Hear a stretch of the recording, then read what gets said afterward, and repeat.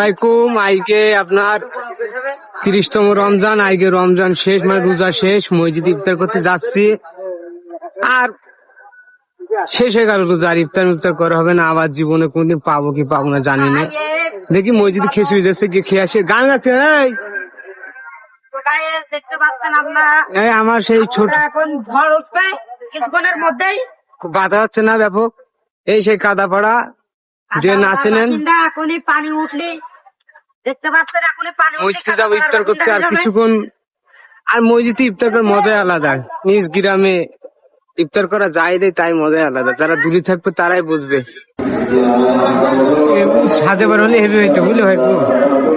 ছাদে বার হলে heavy video হইতো। ছাদে বার না হইলে